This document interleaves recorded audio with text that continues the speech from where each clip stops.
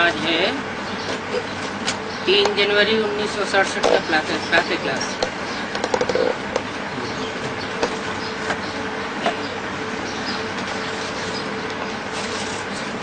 नहीं, ये रात्रि क्लास है।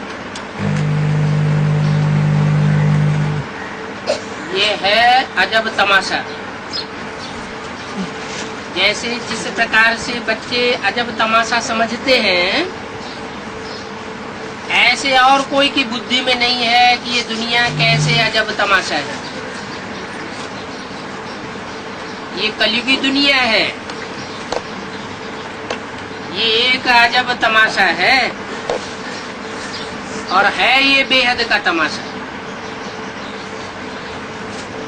जो लाडले बच्चों की बुद्धि में है, उनकी बुद्धि में मौत व्यक्त भी है। अगर लक्ष्मी नारायण के मंदिर में जाते हैं तो भी महिमा वो ही करते हैं जो कृष्ण के आगे महिमा करते हैं। सर्वगुण संपन्न, 16 कला संपूर्ण, संपूर्ण हिंसक, मर्यादा पुरुषोत्तम। देवी देवता सर्वगुण संपन्न होते हैं ना, सिर्फ मंदिर अलग अलग कर दिया है। कृष्ण का मंदिर अलग बनाई दिया है और लक्ष्मी नारायण का मंदिर अलग बनाई दिया है। ये नहीं जानते राधा कृष्ण ही फिर लक्ष्मी नारायण बनते। कहते हैं कृष्ण द्वापर में और राम त्रेता में, और लक्ष्मी नारायण को सतयुग में दिखाते हैं।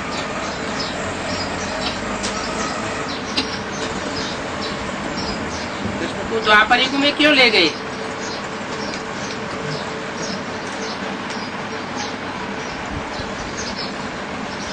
राम को त्रेता में ले गए और लक्ष्मी नारायण को सतयुग आदि में ले गए, क्योंकि कृष्ण द्वापर युगी शूटिंग के अंत में प्रत्यक्ष होता है। इसलिए कृष्ण को द्वापर में ले गए हैं। द्वापर के अंत में ही महाभारत युद्ध की थी। सीन दिखाई जाती है। और लक्ष्मी नारायण को सतयुग में इसलिए ले गए हैं कि सतयुग 16 कला संपूर्ण होता है, वहां दुर्गुण कोई भी नहीं होता। लक्ष्मी नारायण के गुण ही गुण दिखाते हैं, अब गुण कोई भी नहीं दिखाते। ये दुनिया वाले तो कुछ भी समझने का ख्याल नहीं करते। उनकी बुद्धि में ये नहीं आता है कि ये कब आए थे, फिर कहाँ गए, क्या इन्होंने कोई से राज्य हराया।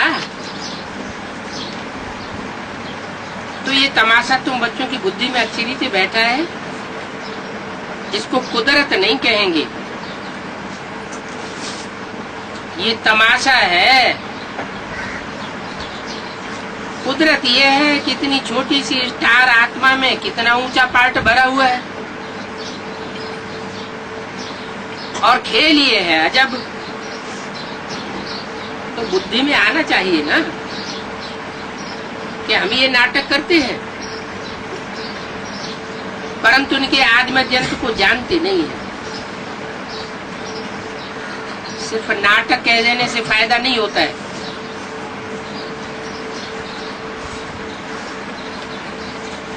हम पार्ट भी बजाते हैं।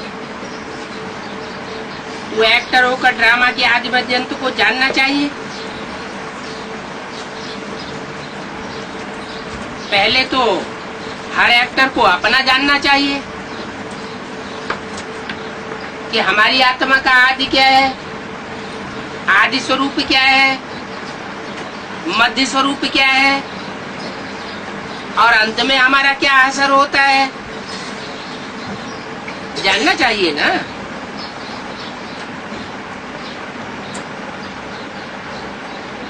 परंतु क्यों नहीं जानते?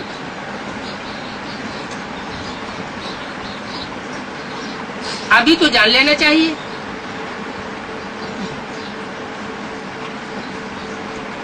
अभी तो रास्ता दिखाने वाला आया हुआ है।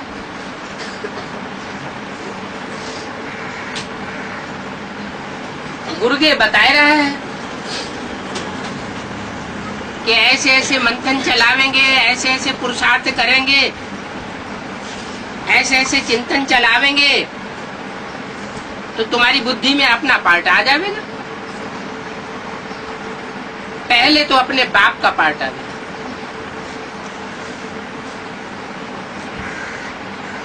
बाप भी ऊंचे ऊंचे है और नीचे नीचे भी बाप है, तो नंबरवार ऊंचे बाप भी है। जिनको अपने ऊंचे बाप का पता चलेगा तो अपनी ऊंचाई का भी पता चलेगा, क्योंकि ये बेहद का ड्रामा है। क्रिश्चियन लोग ये थोड़े ही जानते होंगे कि क्राइस्ट अब कितने दिनों के बाद आवेगा। तुम तो जानते हो, तुम बच्चों को सब मालूम है। मनुष्य तो सिर्फ कह देते हैं परमपिता परमात्मा ज्ञान का सागर है। कैसे ज्ञान का सागर है? क्या एक एक की हिस्ट्री को जानता है? तो कह देते हैं वो तो सर्वव्यापी है। जब है ही सर्वव्यापी तो क्यों नहीं जानता होगा? नहीं, वो तो आकर के हम बच्चों को सिर्फ फार्मूला बताता है कि ऐसे ऐसे 4 युगों का चक्र बुद्धि में चलावेंगे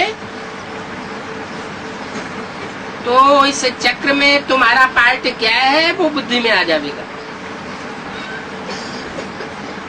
वो बाप रचयिता है।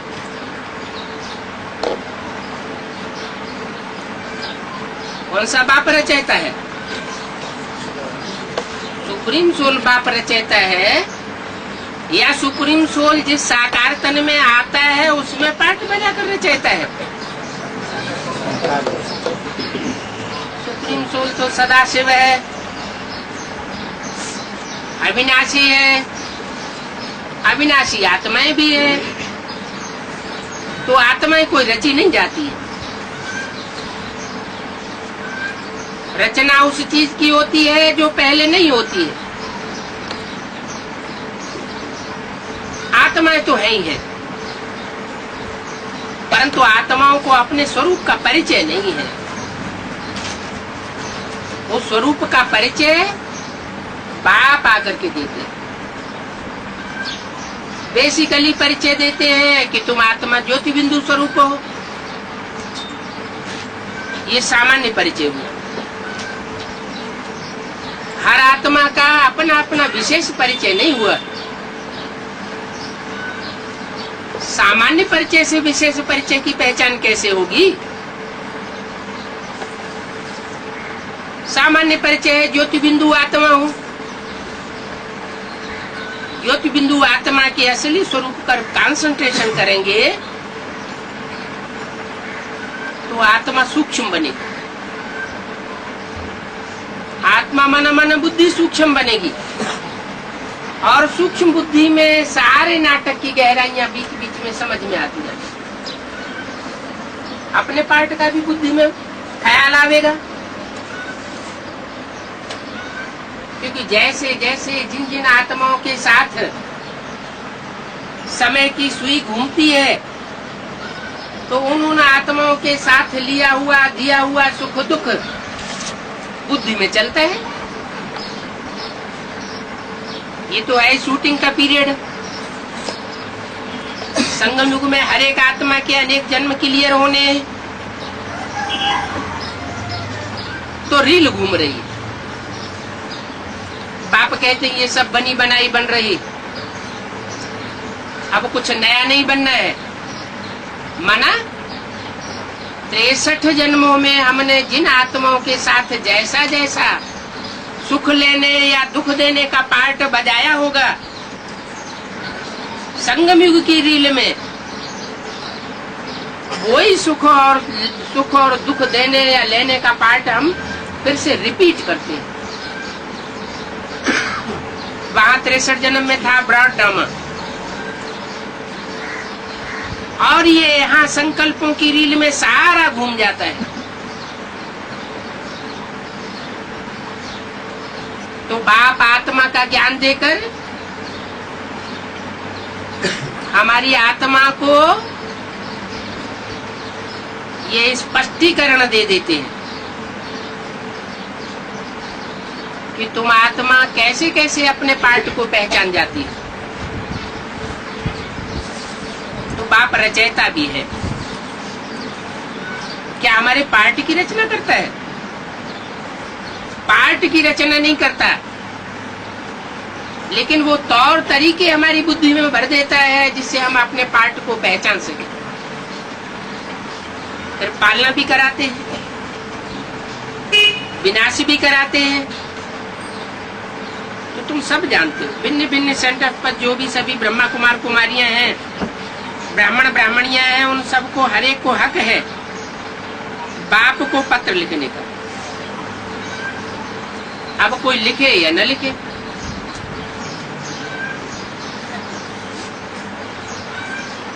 जिसका पूर्व जन्मों में कनेक्शन रहा होगा वो लिखे बगैर रह न सके, जिनका नहीं रहा होगा तो क्यों लिखेंगे? कृष्ण जैसे है,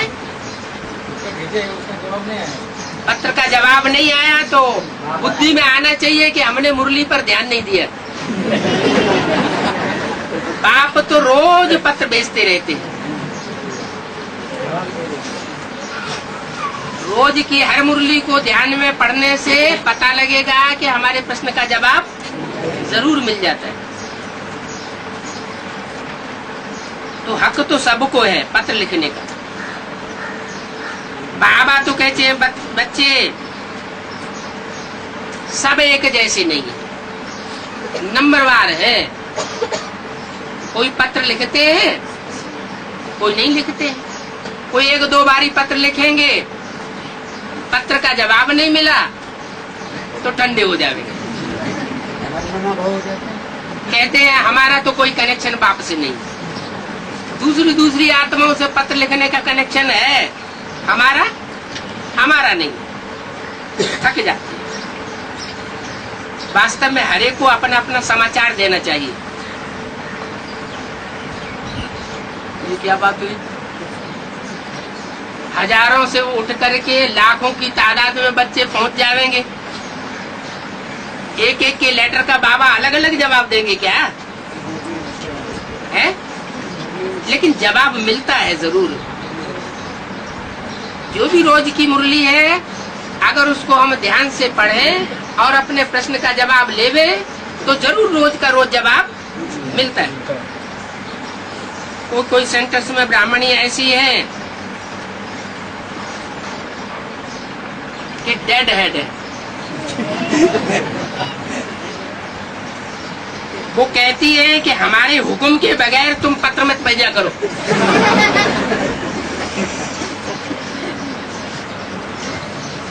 बाप का तो डायरेक्शन है कि बाप को कोई भी बच्चा डायरेक्ट पत्र लिख सकता है, डायरेक्ट पत्र मंगा सकता है। इसमें बीच में किसी को चेकिंग कराने की दरकार नहीं है। हाँ, दूसरों को अगर कोई पत्र लिखते हैं और सरेंडर हैंड्स है तो जरूरी है कि वो अपने लेटर से चेक कराए ले ब्राह्मणी से। बिना चेक किया हुआ लेटर कोई भी पार्टी को, कोई भी माता को, कोई भी भाई को पास नहीं करना चाहिए। अगर पास करते हैं तो श्रीमत की बरखिलाफी करते हैं। ब्राह्मणियां मेले करती है, मेले मेला खड़े करती है, आपस में मिलती जुलती रहती है।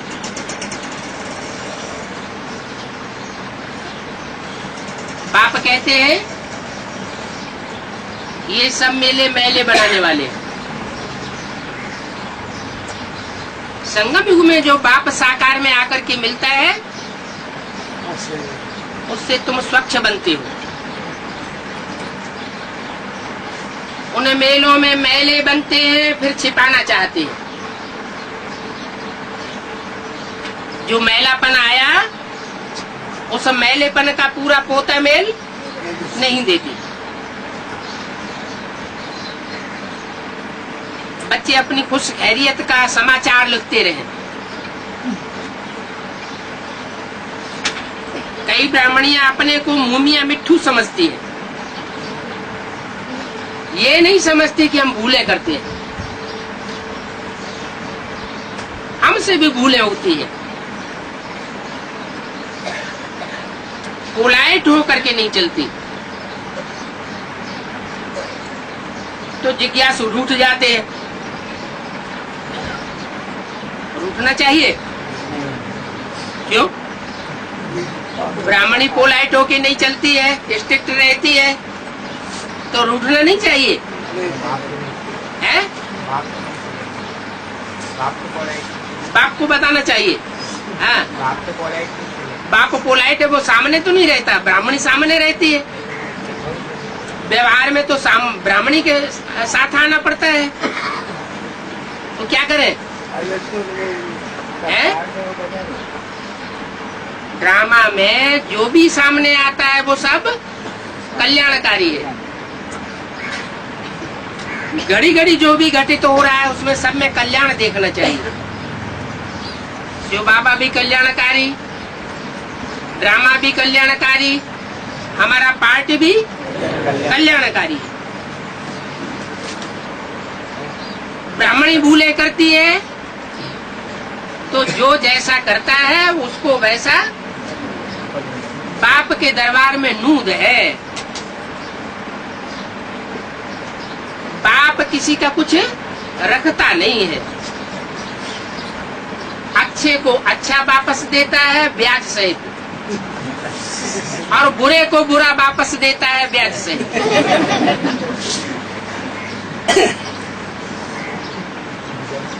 जिज्ञासु रूठ जाते हैं, आना छोड़ देते हैं।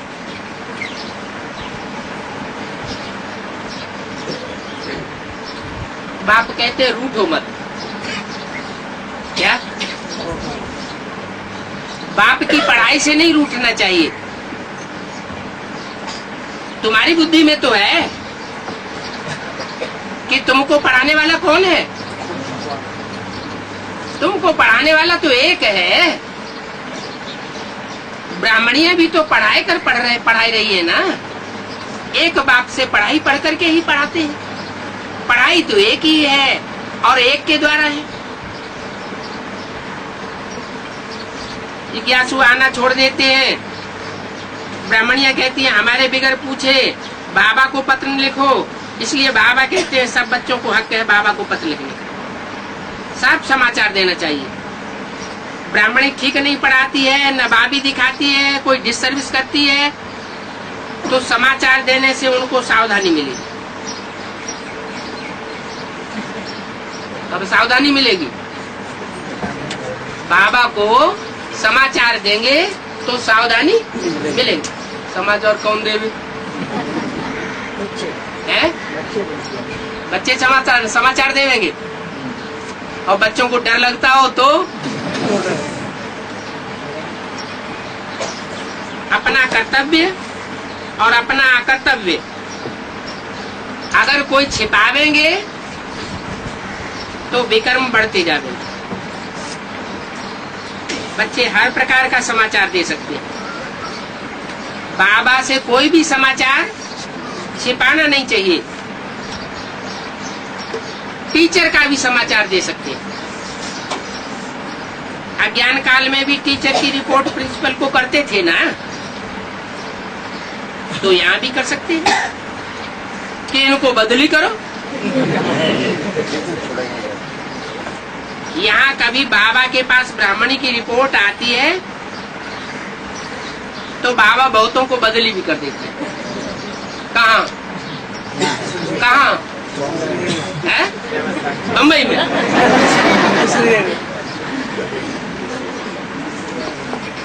या तो फिर यहाँ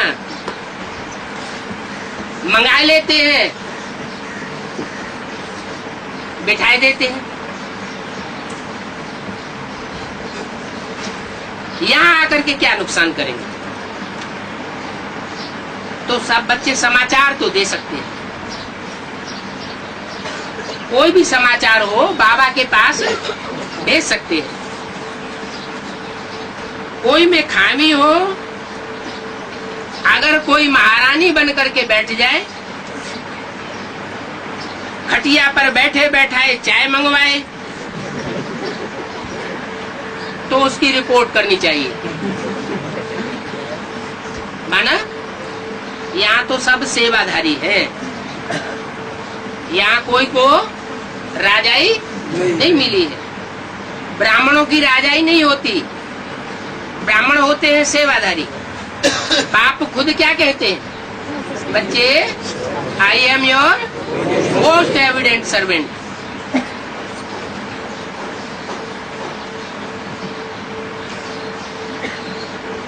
तो बाप जब खुद छोटा बन करके आता है, तो बच्चों को बड़ा बन करके बैठने का सवाल नहीं। अगर यहाँ जास्ती फुर्सतों में मौज में रहेंगे तो वहां का घाटा पड़ जाएगा। ये माया है ना,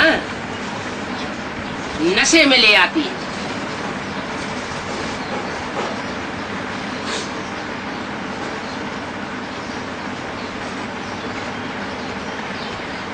सब बच्चों को हक है समाचार देने का। सेंटर चलाने वाली ब्राह्मणी से कई बच्चे भी होशियार हो जाते हैं।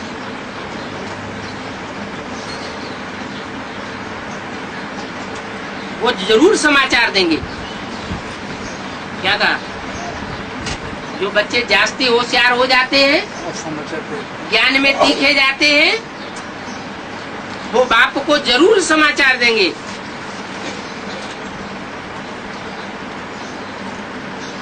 अगर समाचार नहीं देते हैं तो फिर हिल पड़ेगा, फिर डिसर्विस हो जाती है। बाप कहते हैं मूल बात है याद की। याद की पावर होगी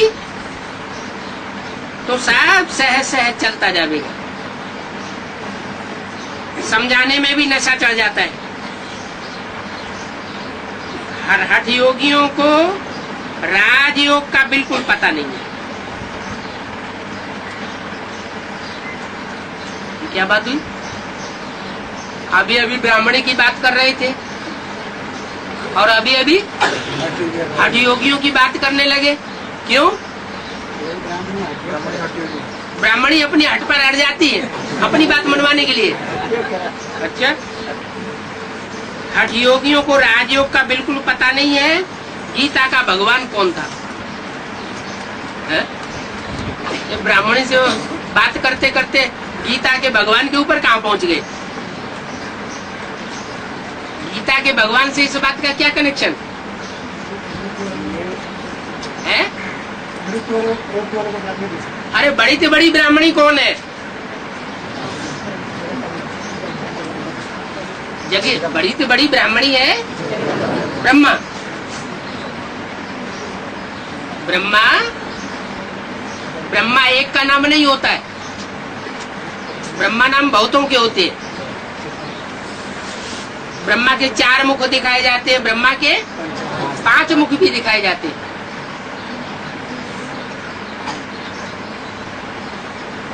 और बैल का पार्ट किसका बताया है? ब्रह्मा का। माने अड़ जाता है क्या? बैल क्या करता है? खेती में काम करते करते कभी कभी बैल अड़ जाता है। तो ब्राह्मणी की बात से हट करके कहाँ आ गए? बड़ी से बड़ी ब्राह्मणी को पकड़ लिया, हट करने लग पड़ती है कि मैं जो कहती हूँ वही सच्ची बात है। अब इन हठयोगियों को राजयोग का तो बिल्कुल पता नहीं कि गीता का भगवान कौन था। है? माने ब्रह्मा को और ब्रह्मा के जो भी फॉलोअर्स हैं, ब्रह्मा कुमारी कुमारियां, उनको बिल्कुल पता नहीं है कि गीता का भगवान कौन था। क्या समझती है ब्रह्मा कुमारियां? हैं? वो समझती है कि दादा लेखराज ब्रह्मा उर्फ कृष्ण की सोल ही गीता का साकार भगवान है। जब ब्रह्मा ही गीता का साकार भगवान है तो ओरिजिनल ब्रह्मा कौन?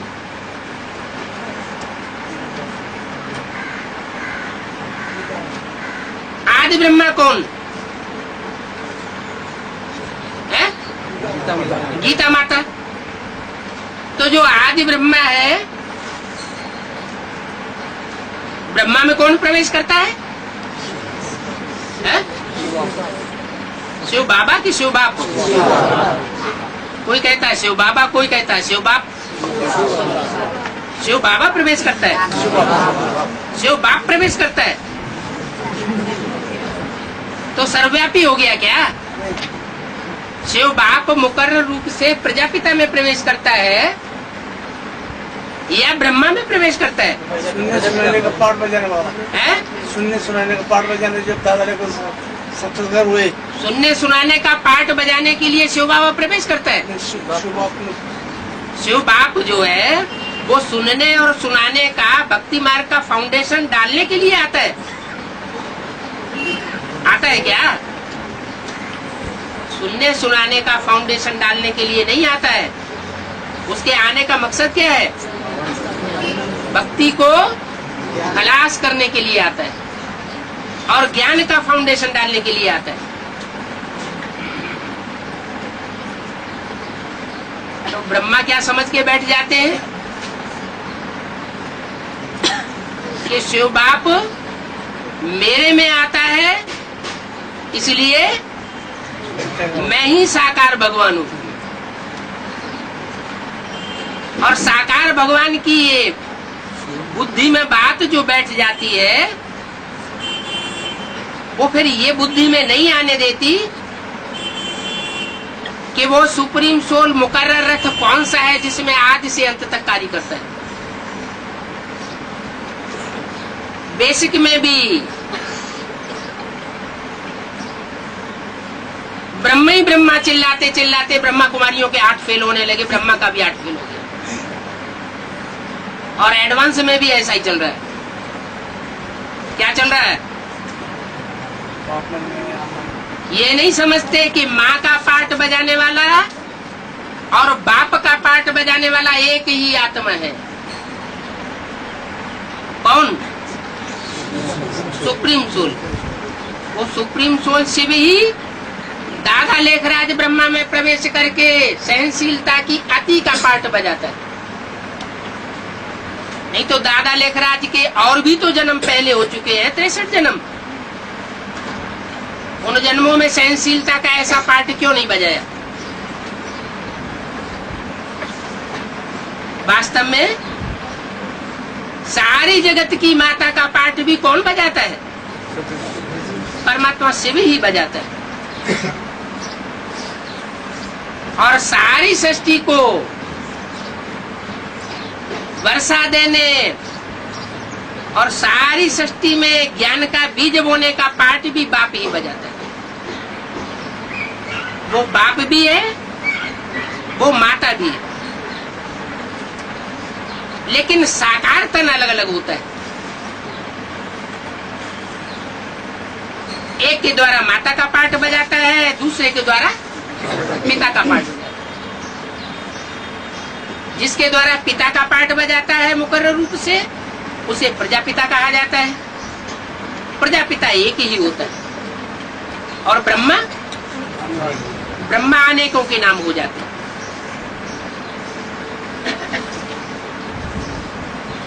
तो बेसिक नॉलेज हो चाहे एडवांस नॉलेज हो, उसमें बुद्धि में ये बात रहनी चाहिए कि वो सुप्रीम सोल बाप ही सर्वे सर्व है। वही माँ के रूप में है, वही बाप के रूप में है, वही टीचर के रूप में है, और सदगुरु के रूप में भी वही पार्ट बजाता है। अंतर सिर्फ इतना है कि माँ के रूप में अलग चोले से पार्ट बजाता है, और बाप टीचर सदगुरु के रूप में एक ही चोले से पार्ट बजाता है। जिस एक चोले से वो मुकर्रर रूप से बाप टीचर सदगुरु का पार्ट बजाता है, वो बाप ज्ञान का बीज बोने वाला भी है, और अंत में बच्चों को मुक्ति, जीवन मुक्ति का वर्षा देने वाला भी है।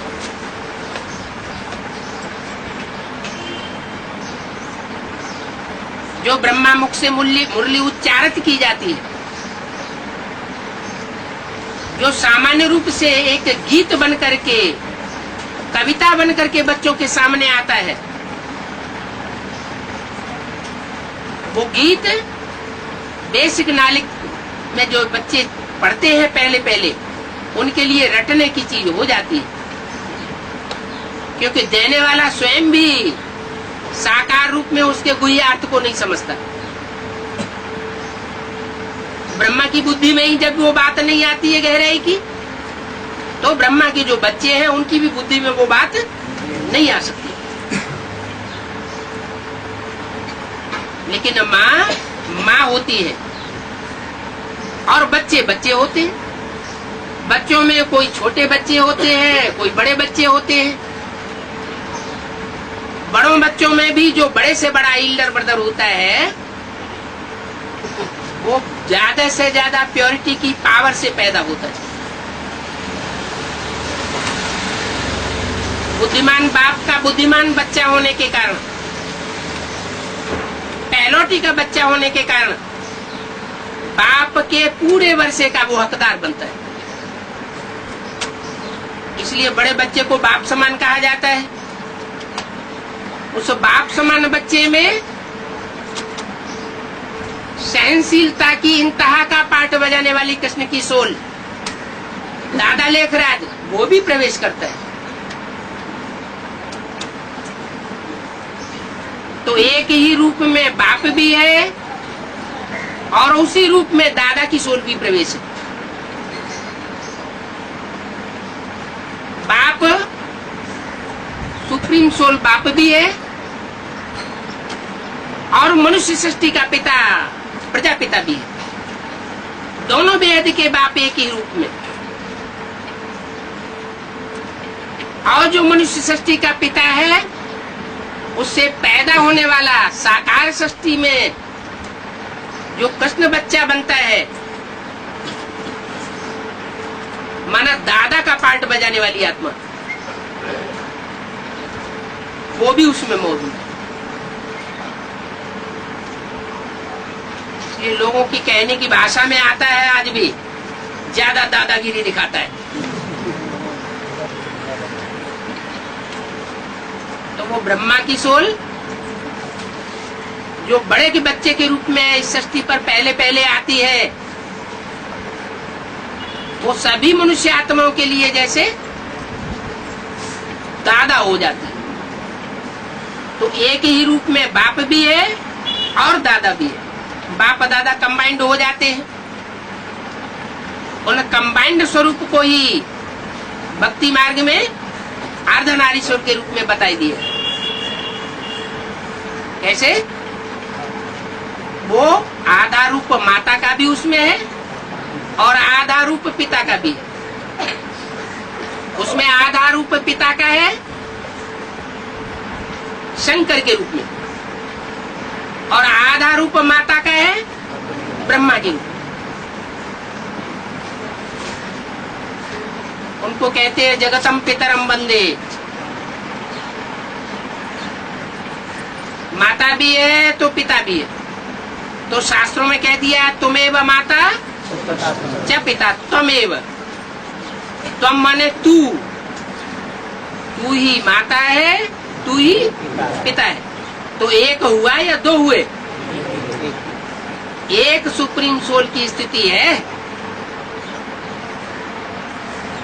कंबाइंड रूप के बारे में ये बात कही गई है कि वो बाप भी है और माता भी। माता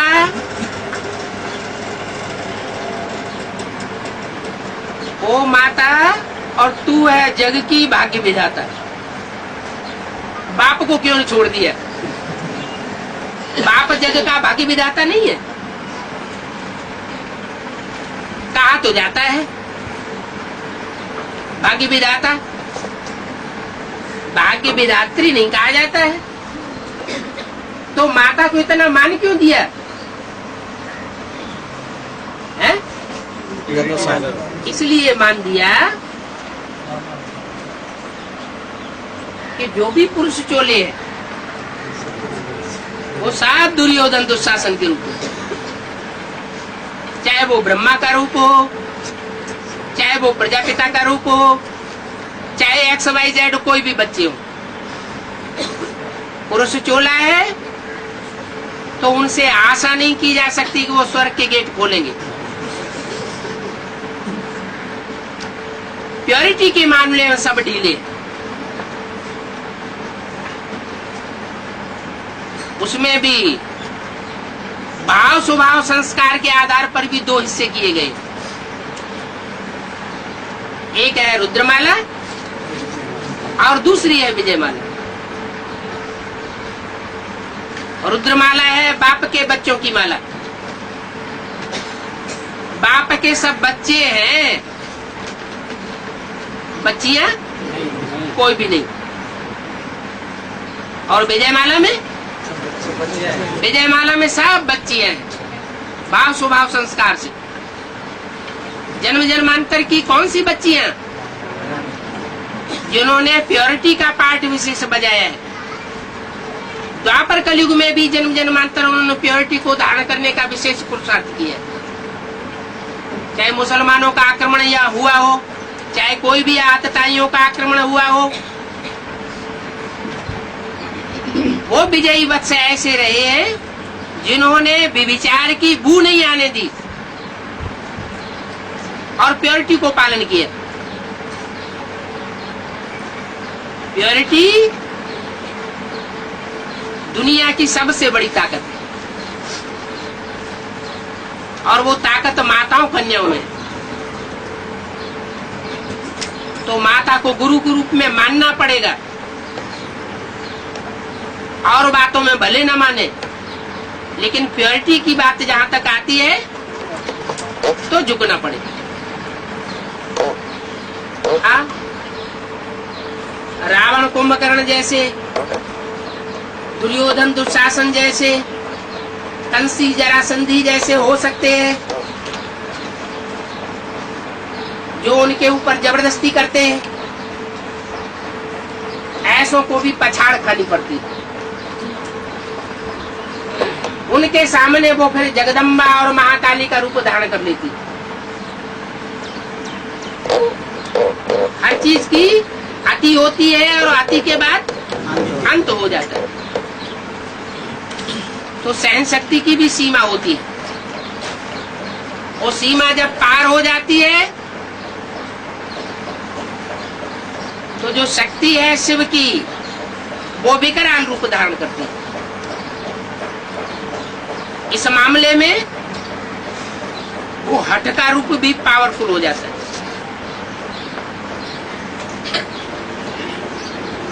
हठ योगी कौन है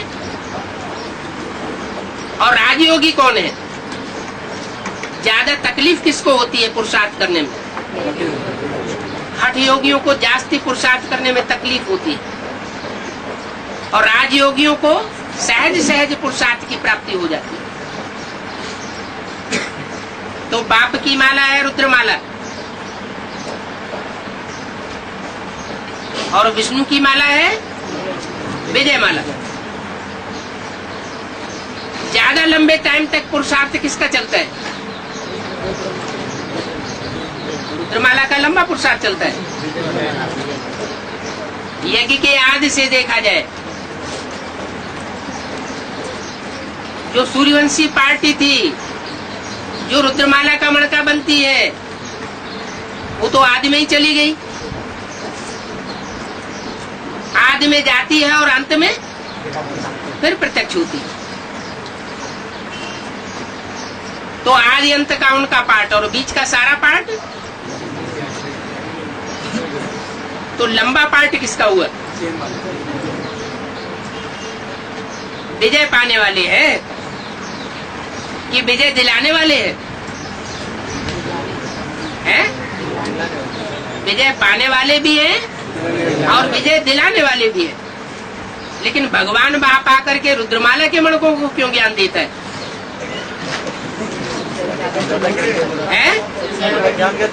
उनको ज्ञान इसलिए देता है कि पतितों को ही आकर के पावन बनाना। भारत की रानियां तो जन्म जन्मांतर पावन बन के रही है, तो उनको पावन बनने के लिए पहले ज्ञान की दरकार नहीं है। इसलिए जो जन्म जन्मांतर पतित पने में जीवन बिताते रहे, वही राजा बनने वाली आत्माएं पहले पहले ज्ञान लेती है, ज्ञान भी लेती जाती है और लोड़े भी खाती जाती है।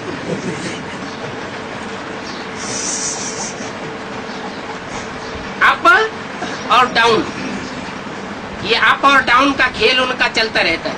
फिर भी जिनकी बुद्धि में ज्ञान सही रीति से बैठता है, वो राजयोगी आराम से रहते हैं, आराम से पुरुषार्थ करते हैं। उनको हठयोगी बनने की दरकार नहीं है।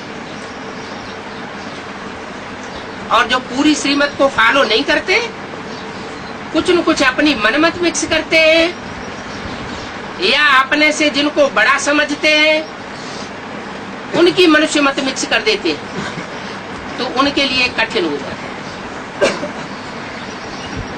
माना सूर्यवंशी बच्चों को छोड़ करके बाकी जितने भी हैं, चंद्रवंशी हो, चाहे इस्लाम वंशी हो, चाहे बौद्ध वंशी हो, उनसे प्रभावित होने वाली जो भी आत्माएं हैं,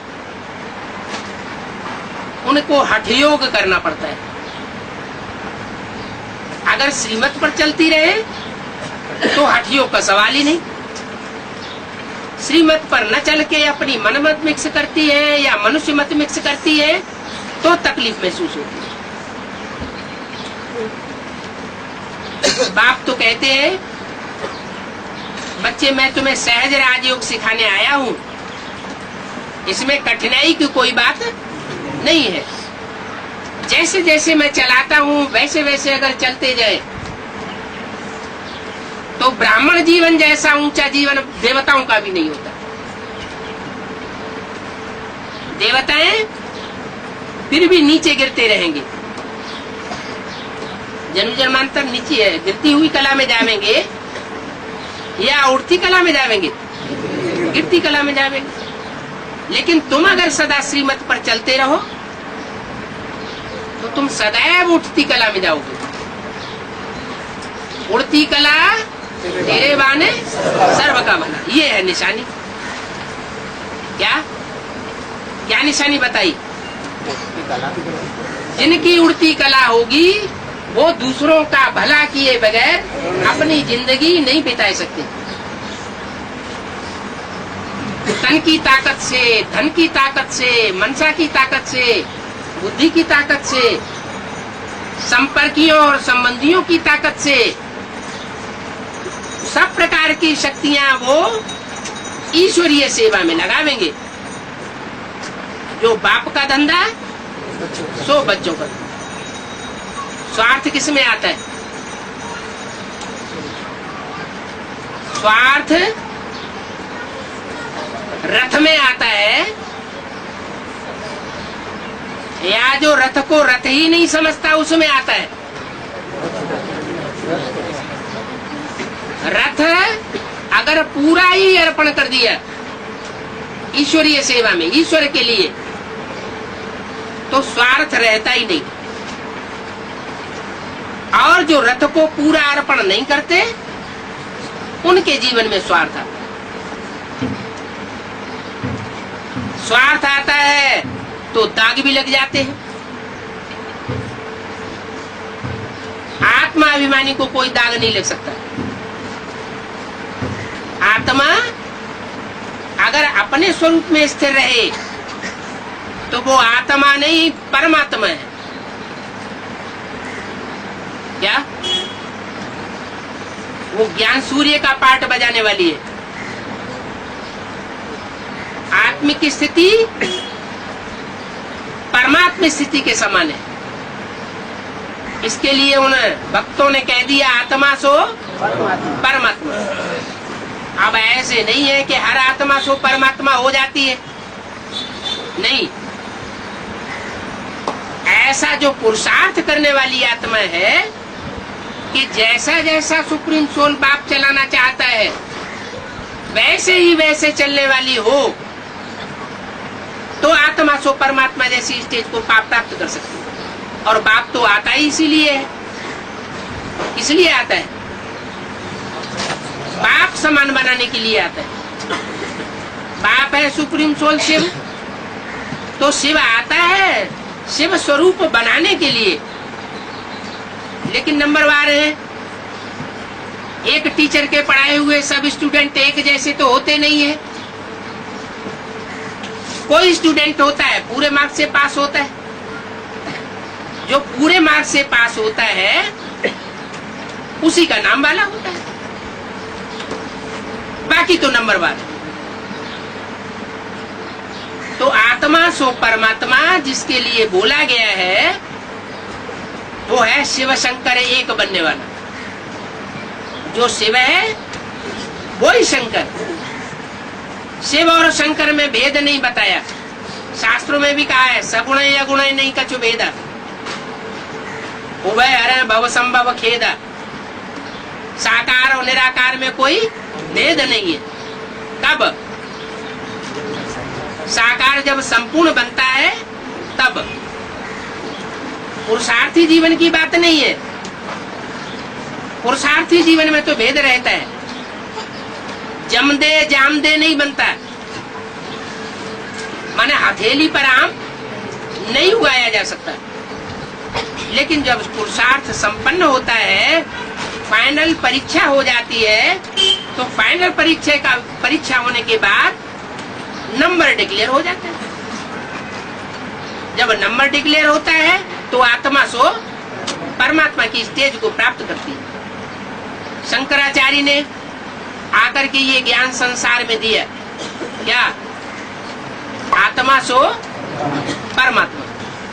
माना सबसे बड़ा हठयोगी कौन हुआ? शंकराचार्य।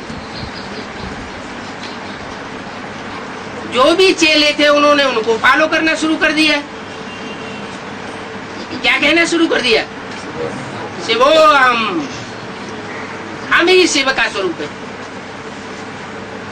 तो शिवो हम के कहने की बात तो उस समय है ही नहीं। आज से 1500 वर्ष पहले शिव तो इस सृष्टि पर आता ही नहीं।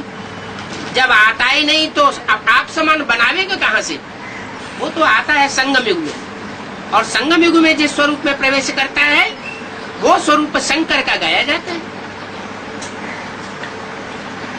उसके लिए कहा जाता है शिव समान दाता नहीं। वो इस सृष्टि पर आकर के दाता बनता है। दाता और लेता। लेता कौन है? खींच खींच के सुख कौन लेते हैं? राक्षस। और लल्लो चप्पो करके सुख कौन लेते हैं? मनुष्य। मक्खनबाजी करके सुख ले लेते हैं। और जो देवताएं होते हैं इच्छा मात्रम अविद्या, वो लेने की इच्छा ही नहीं करते।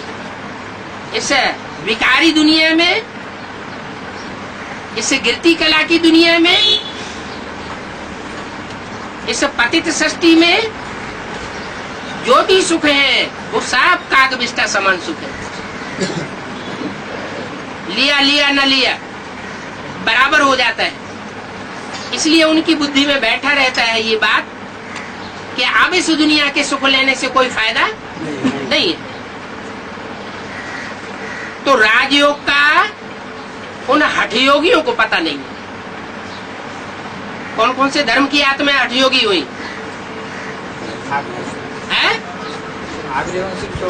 सूर्यवंशियों को छोड़ करके बाकी सब हठयोगी हो।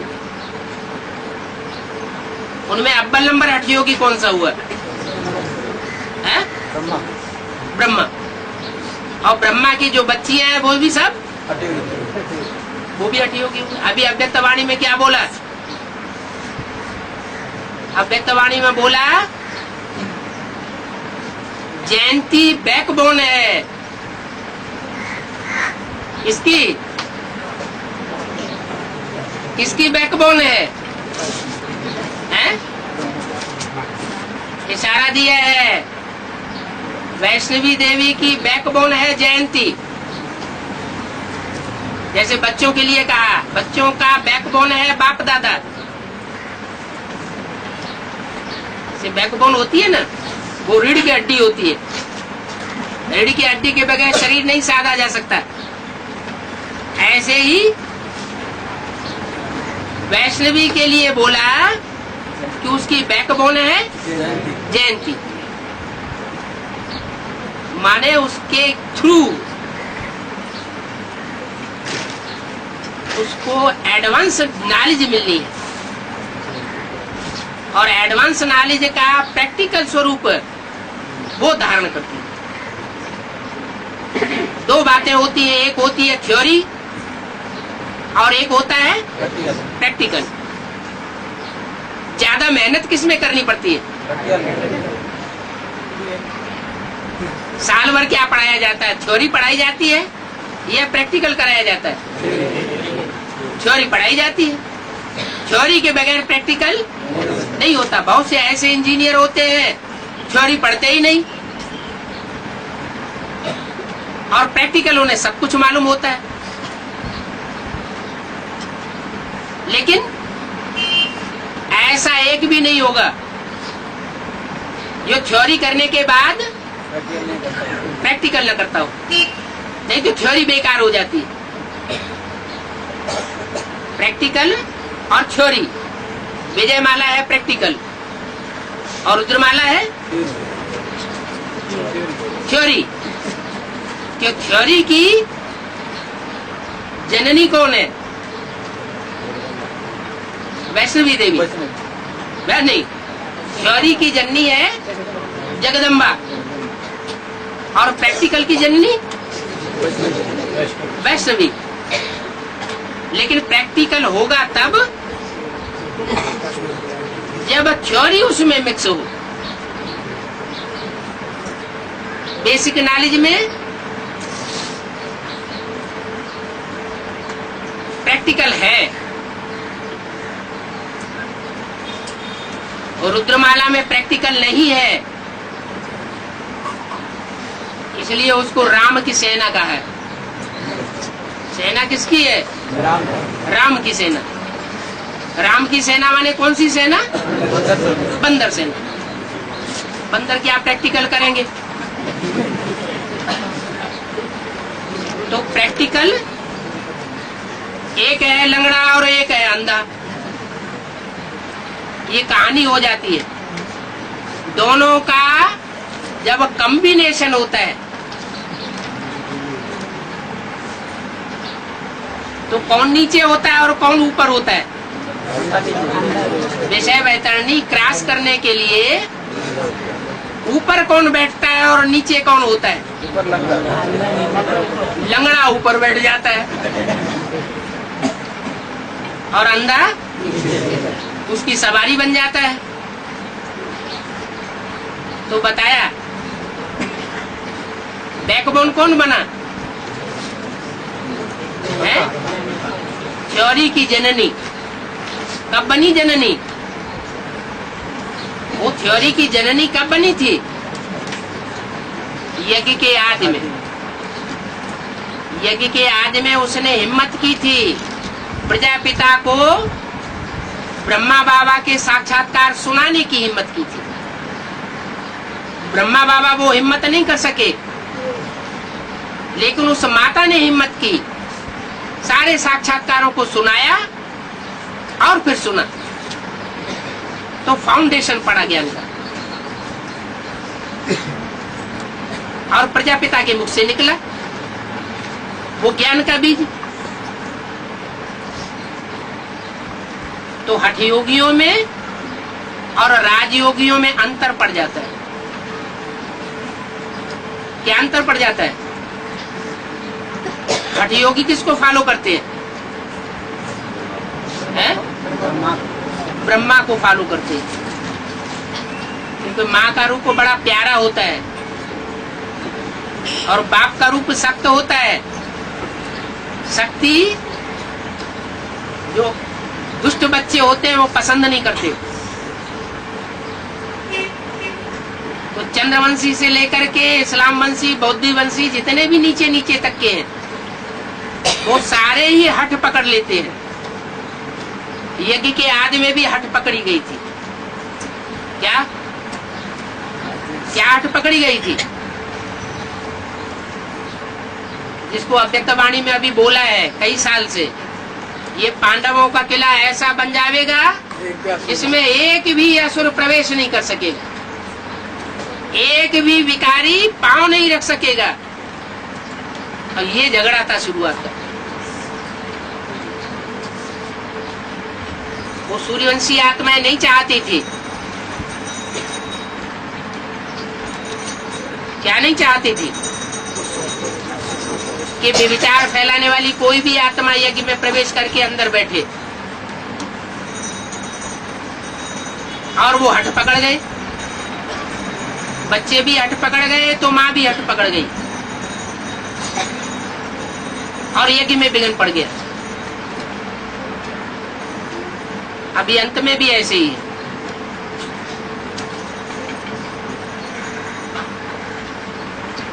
हिंदुओं की ये शिफ्ट रही हिस्ट्री में कि जो आत्माएं एक बार दूसरे धर्म में कन्वर्ट हो गई उन आत्माओं को कभी भी वापस नहीं लिया, क्योंकि अगर उनको वापस लेते तो खून खराब हो जाता है। परिवार का खून मेंटेन करने के लिए ये जरूरी था। लेकिन आर्य समाज, उनके गुरु महर्षि दयानंद जब से आए तब से वो नियम टूट गए। जितनी भी दूसरे धर्मों में कन्वर्ट होने वाली आत्माएं थी, जन्म जन्मांतर कन्वर्ट होती रही, धक्के खाती रही, कमजोर होती रही। वही कमजोर आत्माएं फिर से आकर के भारत में आकर के हिंदू बन गई और उनका राज्य फैल गया सारे भारत में, जिसे कहा गया कौरव राज्य। कमजोरी के कारण कौओं की तरह शोरगुल बहुत करते हैं, लेकिन खाते फिर भी गंदे हैं। तो ऐसी गंदी आत्माओं को पाठ पढ़ाने के लिए, जो कि जन्म जन्मांतर से कन्वर्ट होती आई है, परमात्मा शिव को आना पड़ता है। जो ज्यादा से ज्यादा नीचे गिरा हुआ होता है वो उठेगा तो सारे ही उठ जाते हैं।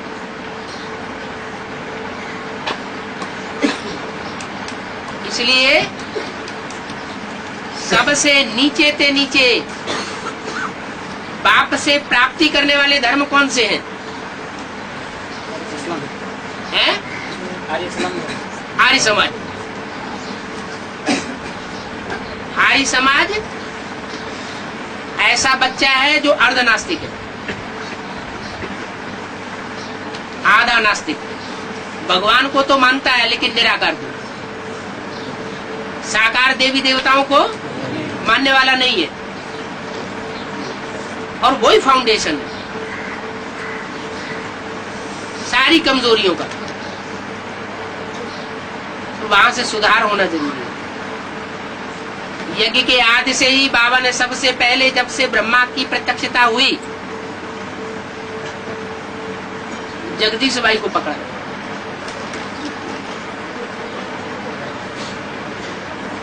जगदीश भाई आर्य समाजी थे और जितना भी ज्ञान का अहंकार था वो सारा उनके ऊपर डाल दिया। यज्ञ में वो बड़े समझे जाने लगे कि बहुत बड़ी विद्वान है, हैं? वो विद्वान समझे जाने लगे और ब्रह्मा बाबा की वाणी का उतना महत्व नहीं रहा जितना उनकी किताबों का महत्व हो गया। बाबा कहते ये सब आडंबर हो जाता है, ढेर की ढेर किताबें छपाना, ढेर के ढेर चित्र छपाना, ईश्वरीय ज्ञान में इस हड्डियों की जरूरत नहीं है। बहुत सहज सा ज्ञान दिया है, 4 चित्रों में सारा ज्ञान समाया हुआ है। तो ढेर के ढेर दरकार है, वो विस्तार में जाने की क्या जरूरत है? फिर भी विस्तार में जाते हैं,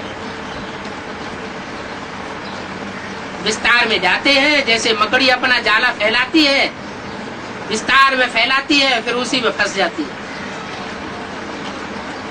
तो ऐसे ही ये मनुष्य सृष्टि का हाल है, सब फंसे हुए हैं, कोई को रास्ता नहीं मिल रहा है। बाप आकर बताते हैं एक है साधे सब सदे और सब साधे सब जाए। एक बाप को अगर बुद्धि में पकड़ लिया तो और कोई भी दूसरे का सहारा लेने की दरकार नहीं है। एक सदगुरु तारे, अनेक मनुष्य गुरु बोरे।